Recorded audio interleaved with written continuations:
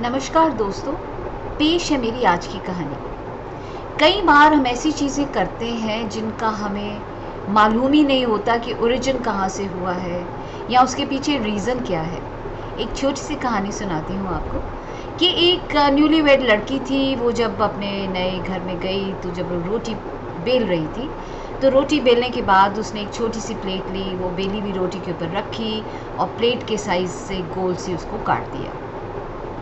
रोटी बनाने में टाइम भी बहुत लगता था, लेकिन क्योंकि वो रोटी उसको काटनी होती थी, सब लोग ये सोचते थे शायद वो चाहती है कि सारी रोटियां एक जैसी दिखें, बराबर दिखें। मे बी इस वजह से वो उसको काटती है, या मे बी उसको गोल बेलनी नहीं आती, इसीलिए वो उसको जो है बेलने के बाद प्लेट रख के काटती है। नो वन एक्चुअली न्यू कि वो काटते क्यों है। एक दिन किसी ने उससे पूछ ही लिया, किसी ने उससे पूछा कि भाई तुम ये रोटी प्लेट रख के काटती हो, व्हाट इज़ द पर्पस, क्यों काटती हो रोटी? तो उसने कहा मुझे नहीं पता, मेरी मम्मी भी ऐसे करती थी, मैंने तो उन्हें देख के सीखा।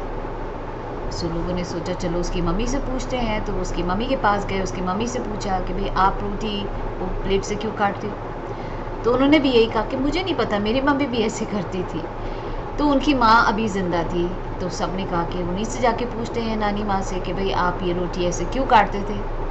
नानी माँ से जाके पूछा तो नानी माँ ने कहा कि हाँ, मुझे याद है कि मैं शुरू में काटा करती थी रोटी, पर वो इसीलिए काटती थी क्योंकि मेरे तवे का साइज़ छोटा था और मैं जब रोटी बेलती थी तो बहुत बड़ी पड़ जाती थी, तो उसको साइज़ का करने के लिए, तवे के साइज़ में लाने के लिए नीचे मैं उसको प्लेट से काटती थी।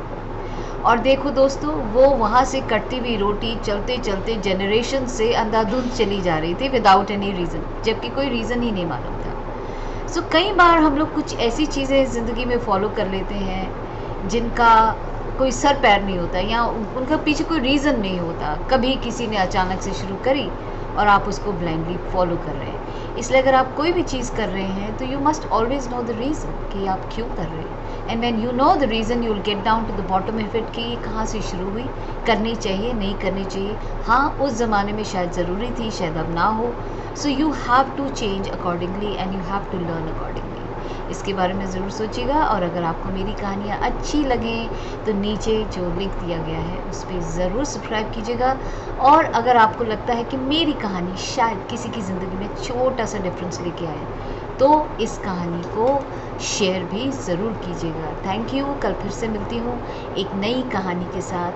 तब तक अपना ख्याल रखिएगा।